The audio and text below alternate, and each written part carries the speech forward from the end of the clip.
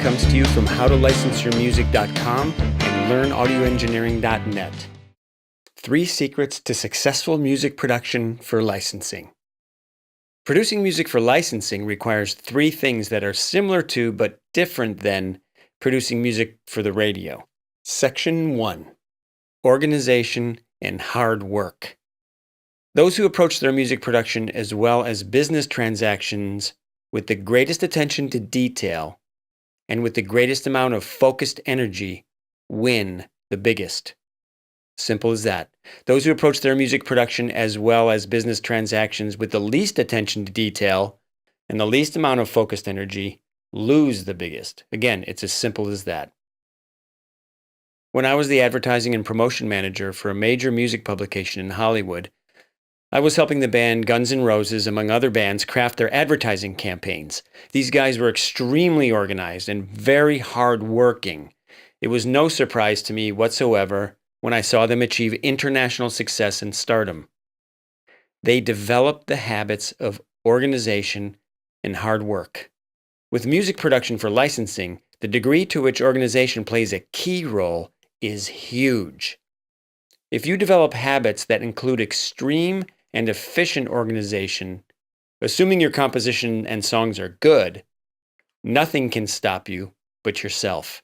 And on the business side of things, one of the best things you can do to develop the habits of organization and hard work is the 180-day Music Licensing Challenge. My best students have gotten great results from that.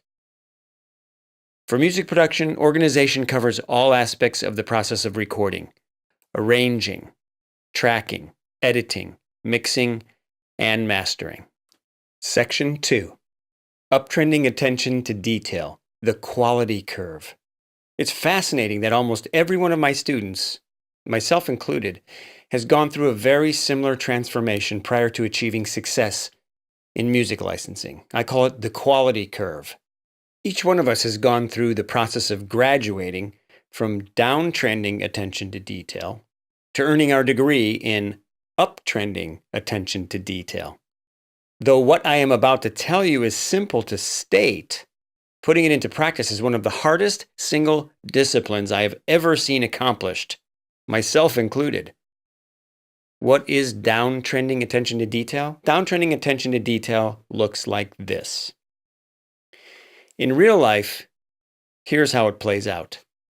From my observation, from 30 years of teaching and producing music, I've noticed that most musicians or producers or engineers approach recorded music like this. 1. They start out their projects with great attention to detail. 2. As the project continues, their attention to detail starts to dwindle down. 3. At the most important part of the project, near the end, after many details have been added to the recording, and when balancing all of these details is critical to the quality of the project, their attention to detail suffers the most. It's a sort of laziness that somehow occurs, and it happens more and more as the project nears completion. Note, when we talk about attention to detail, we are not talking about specifications such as, quote, make sure the master bus out is at minus 18 dB or else, unquote, a lie, or, quote, watch all of your meters closely, unquote, totally unnecessary.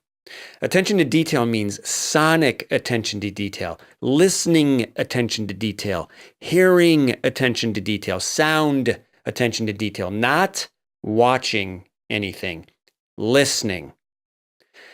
The reasons for this dropping off of attention to detail or this increase in laziness are many.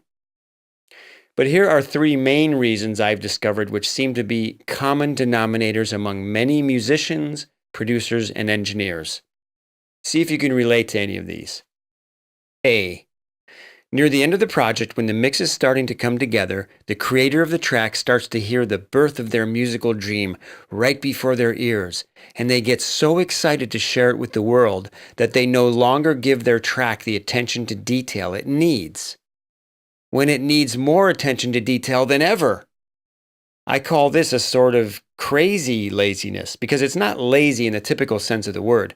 It's not because the person is slouching over their track saying, I don't feel like working on this. It's fine. It's done. I'm done. It's the opposite. The person is super excited saying, I can't wait to share this track with the world. I love this track. This is so awesome. Wait until my friends and family and my fellow musicians hear this track. I totally want to share this track with the world right now. I think it's ready. I mean, it sounds so good. Now that I have all the elements together, yeah, it's ready. I know there are a few things I should work on more, but it's so good overall, no one's going to hear those things except me. Where's my SoundCloud page so I can get this baby out there to the world? Now, take careful note. What I'm not talking about here is when a track has achieved a strong positive emotional impact and does not need to be overworked for technical perfection's sake. Overworking a track beyond it being done can happen too. But I'm not talking about that right now. I'm talking about problems still existing in a track which cut across and lower the positive emotional impact that the track potentially has to offer, and walking away from fixing those problems. When a track has achieved a strong positive emotional impact consistently from the beginning of the track to the end, then it's done. Over. Completed. Time to move on.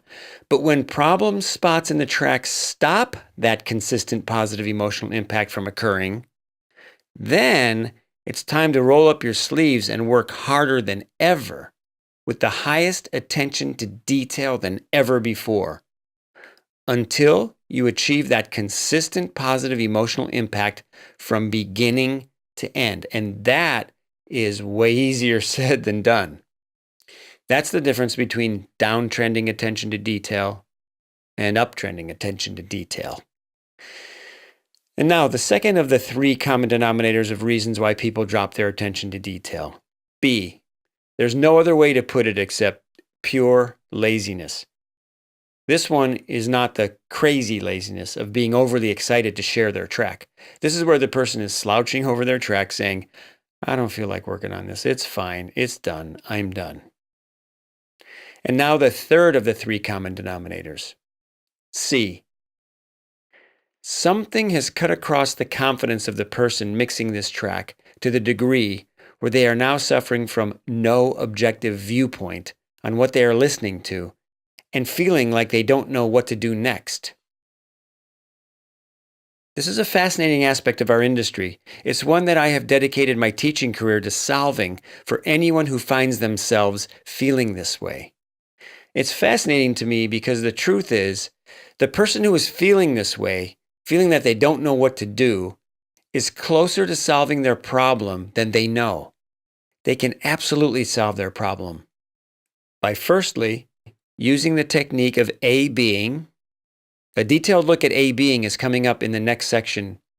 And secondly, getting educated by mentors in their field with a successful track record with licensing who can help them no longer fall prey to those who spread false information about mixing, mastering, and producing music. This is one reason the course Music Production Fundamentals was created, in order to act as a mentor right there with you, educating you on the truths about music production for licensing, conquering the lies told which create mental blocks for anyone trying to objectively listen to their mix and help them get their mixes done with licensing success. Section 3. The secret of proper A-Being for music licensing. The single biggest action you or anyone can take right now to increase your odds of licensing success is to properly A-B reference tracks with your own music. An important note about A-Being. Purchase your tracks from iTunes and convert to a WAV file when you A-B. Do not download from YouTube or some other source. These sources have altered the original file. You want a higher quality version of that track to compare your work to. Otherwise, you could be lowering the quality of your work with a faulty A-Being workflow. The top mastering engineers in the music industry don't possess some kind of magic talent. They're not born magicians when it comes to listening to mixes and mastering. They know how not to fly blind when it comes to getting quality recordings, which are successful in the marketplace. They A-B. Most people mixing music fall prey to flying blind, which means they don't use the technique of A-Bing, thereby missing the mark with the quality of their mixes to the point where they are getting rejections when they submit music for licensing. I heard one of the best mastering engineers in the industry say, "When I go home from work every day, I burn a CD of the work I've done for the day. I know no one uses CDs anymore, but I have a CD player in my car. So I burn CDs so I can A-B my work to commercial recordings that I also listen to in my car. I take notes when I get home and go back to work the next day until I get it right." So it's not magic or the fact that this person has better ears than anyone else. No, your ears are just as good. You just need to know what to do with them. And here's what you do with them. You A-B your mix with commercial recordings. Not only commercial recordings, but recordings which have been successfully licensed by companies that you are submitting to or would like to submit to. That is so important it bears repeating. Not only commercial recordings, but recordings which have been successfully licensed by companies that you are submitting to or would like to submit to. Here's an excerpt from the course Music Production Fundamentals, which shows you one of many ways you can A-B properly. Now we're going to A-B again. Okay, we're looping.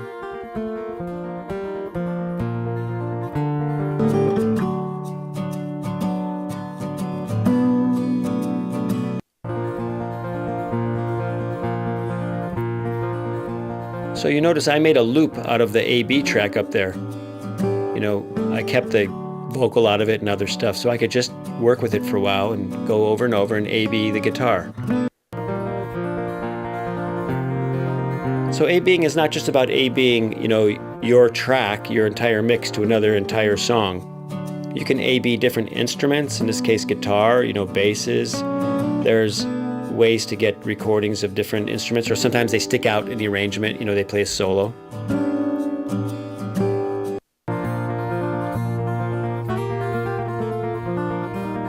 Okay, so here's the EQ that I have on my guitars, and I'm just listening again with the A-B.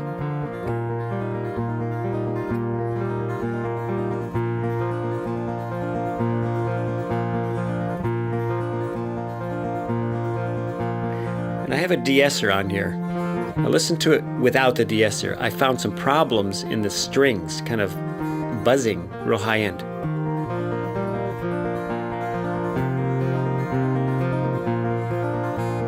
You hear that?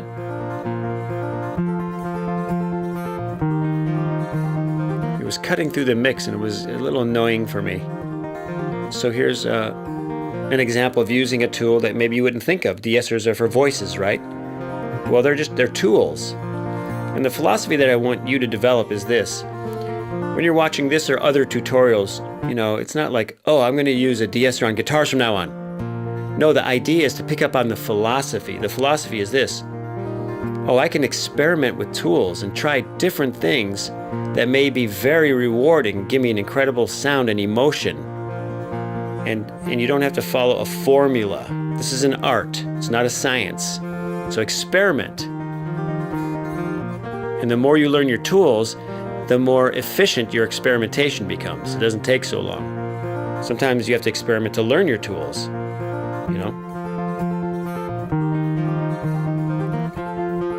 So I'm experimenting here with that de-esser. So I got rid of this buzzy stuff, and now I'm going to try to take those. See, I'm just experimenting. I want to see what would happen if I took the buzzy stuff out with the de-esser and then kind of replaced them with another EQ. Do I get the same problem? Does it sound better? That sounds better. Yeah, it's kind of brighter without all that buzz and junk in there. Slightly there, just slightly though. And that's stuff that will be covered up in the mix, I think, but that's what I'll do. I'll be playing it with the entire mix and checking that out.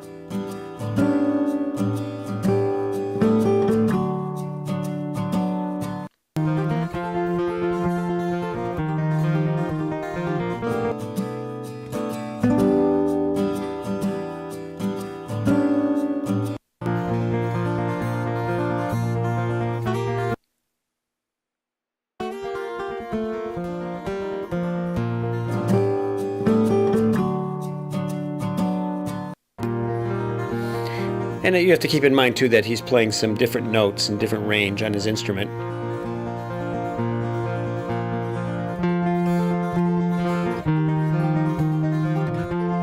Now I'm looking for annoying frequencies. Just kind of hunt and destroy. I'm hearing some stuff here at the low end. Too much, pulling it down.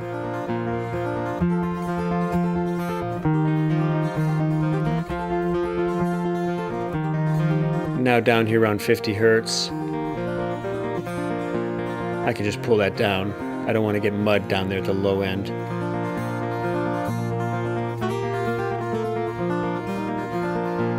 So I'm simply lifting up one very thin band of EQ and listening for anything that's annoying. Hear that? That one? And then I'm trying to take it down using my ears, see how much I want to take it down.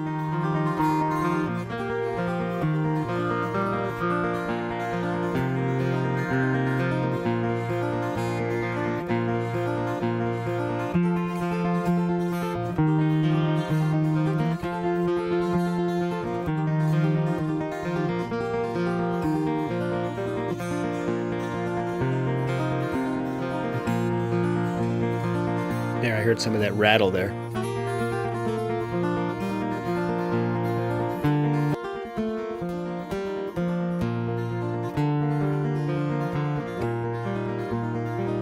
Okay. Let's hear that. Now let's compare that.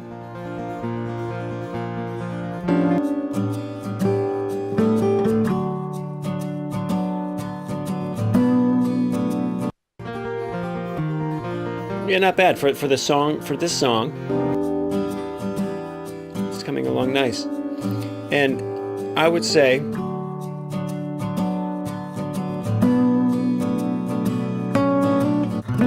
know, what we're doing is, I'm sure, what the engineer was doing on that daughter session. You know, so we're just, you hear that? I just felt like the mids were a little thin. Right in there. Just a little bit. What I'm listening for is, I'm listening for when I feel emotionally comfortable and it's pleasing. You know, it's not techno. Again, it's not a science.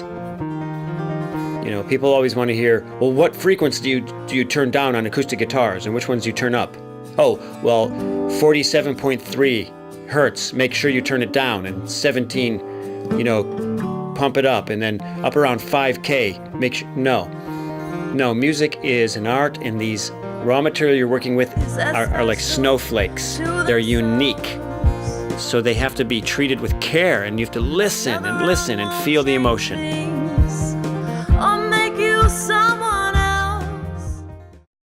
Now, here are some additional secrets you may not know about, with some reference materials you may not have known even existed, which can help you increase the quality of your mixes beyond anything you thought you could achieve on an immediate basis. 1. Not only A/Bing your mixes with commercial releases, which are already mastered, but A/Bing your mixes to other mixes. There are several places where you can get actual mixes prior to them being mastered, so that you can compare the stage of production you are on, mixing prior to mastering, to someone successful in the same exact stage of production, mixing prior to mastering. What you want to do is compare apples to apples as much as humanly possible during your A/Bing process. When people A/B at all, I found that most people don't A/B. They either don't do it consistently or they don't pay close attention to detail on making sure the volume of the commercial track is adjusted to the mixing volume of their track. What they get then is apples and oranges instead of apples and apples. And this can not only throw off the process of A/Bing, but it can damage the person's confidence, because the commercial track will sound better because it's louder, and for no other reason, when their track might be sounding just as good if the volumes were matched by lowering the commercial track during the mixing stage.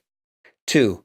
not only A-Bing entire recordings to entire recordings, but A-Bing vocals to vocals, drums to drums, bass to bass, guitars to guitars, synths to synths. Since producing music for licensing involves the creation of stem files, I've made available a library of professionally produced stem files so that you yourself can create a library of reference tracks, which you can use with confidence during the mixing stage, where you can compare exactly what you are doing on each element to the same elements professionally mixed. Since I also supply you the finished mastered versions of those tracks, you can then compare apples with apples while you master, comparing your mastering sessions with mastered licensed tracks. And by the way, these are all available for free. Just email me. For one example, you can listen to this vocal track. If you'd like the original WAV file of this recording at no charge so that you can A/B your vocal mixes to an actual vocal mix, simply email me at gary@learnaudioengineering.net. Okay, this is a very interesting track. It was done by Elza, the winner of the International Music Licensing Contest, one of the grand prize winners. And she sent me a bunch of these takes on the bottom you can see there. And I'll let you listen to this. And what it is, she did it on GarageBand, of all things. She was going to go into a major studio, and I gave her instructions. I'll send you the email that I actually sent to her. And you can see that you don't have to go into a major studio to get great quality vocal recordings. So this is a song I wrote, and it's being put together here for NPR radio.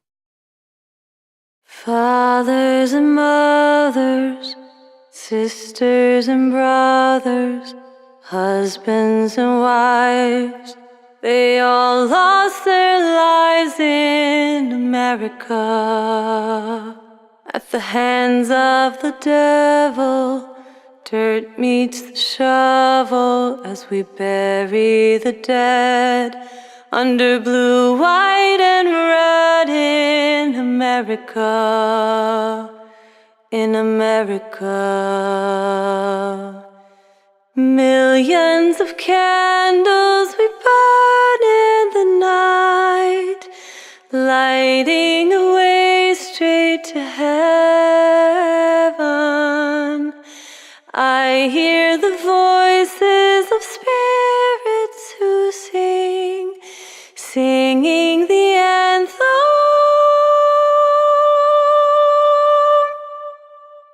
Let freedom ring. I will remember 11 September, not for the tears, but for conquering fears in America. We stand together for freedom forever. So sing your children this song. Freedom lives on in America. In America.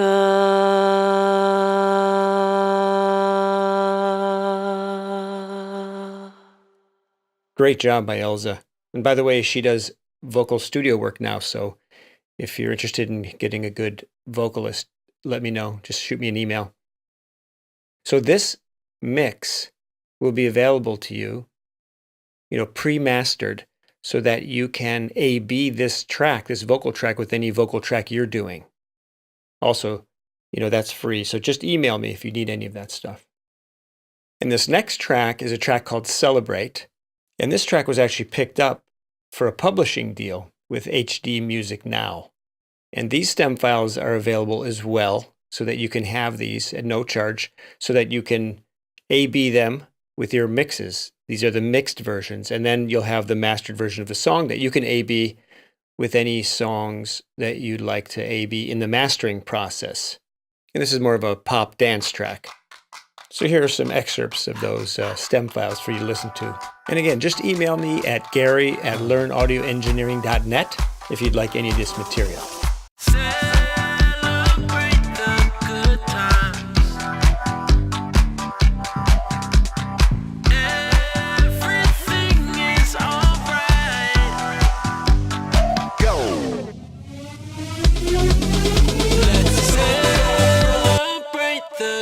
good times. Shake the room. Dance, dance, dance. Everything is alright. Breathe in, breathe out. Feel all the energy all around. We turn it to the max. Get ready, ready. Tonight we just gon' get dirty. Dirty. Club shut down, but all we wanna do is party, party all night now.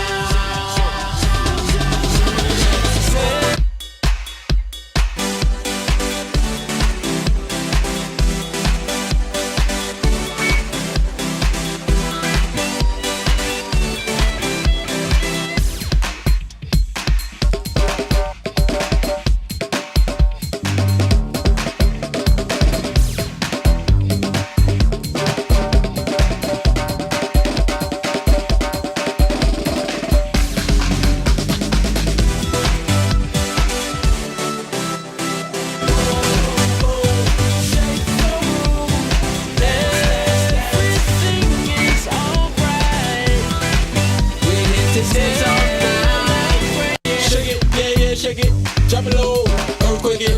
Lose your mind, celebrate, we made it. Cheers to the night, champagne it. We the roof for the stars tonight. If we gon' do it, we gon' do it right. Dance and dance and escape. Party, party, celebrate, celebrate, celebrate, celebrate the good times. Boom, boom, shake the room. Dance, dance, dance. Everything is alright. We're here to dance all night. Oh,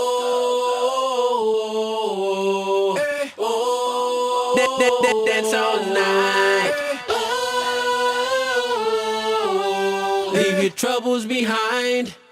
It's time to. As I said, this one action of A-Being can make the biggest difference in raising your odds of getting your tracks licensed. This is exactly what happened to me when I tackled the discipline of A-Being and developing these creative secrets of A-Being elements. And if you'd like to sign up for the 180-day music licensing challenge with Aaron Davison over at howtolicenseyourmusic.com, which I highly recommend, you'll receive the Music Production Fundamentals course as a bonus. Check out the link below this video or write to Aaron at info@renegademusicmarketing.com. Thanks.